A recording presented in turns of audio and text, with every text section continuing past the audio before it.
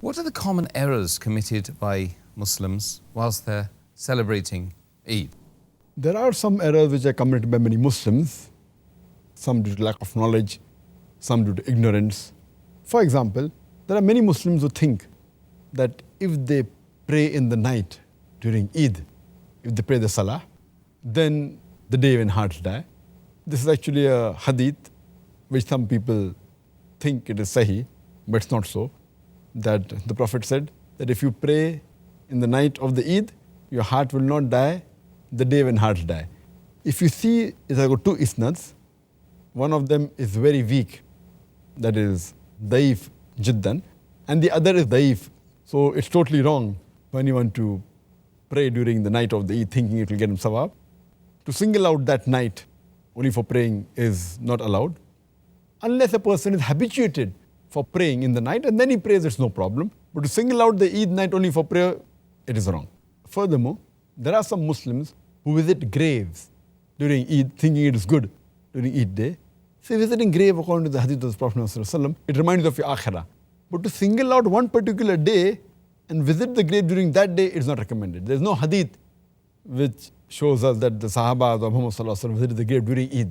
To single out during Eid day to visit the grave, it's not there in the Sunnah of the Prophets. And furthermore, some people, they miss the Jama'ah, which is very wrong, and they miss the Salah during Eid day, which is totally wrong. As our Prophet Muhammad ﷺ said, Hadith of Tirmidhi, Book of Faith, Hadith number 2621, where Prophet Muhammad ﷺ said that the covenant between us and you is prayer. And anyone who forsakes it is a kafir. So Salah is very important. Offering Jama'ah is important. Furthermore, that mistake that people make normally is that there's too much of intermingling of the sexes, men and women. Even when they go for Salah, they don't take care, and we find men and women chatting with each other, they adorn themselves, the women, which is not right. Intermingling should be prevented. And for the places where Eid are offered, in the Eidgah, or if it's in a mosque, then it should be seen to it that there are separate entrances for the men and women. Equal but separate facility, so that this intermingling is avoided. Furthermore, there are some women who adorn themselves, who put perfume, who don't do hijab. Now this should be avoided. When they come in front of a nahmeram, they should be in hijab, they should be properly covered, they should not wear perfume, they should not adorn themselves, they should not attract the opposite sex, the nahmeram.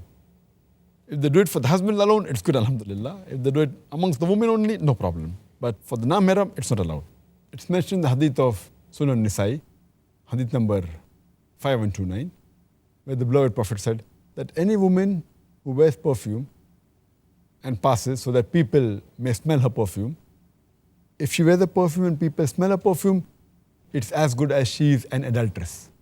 So these things should be avoided.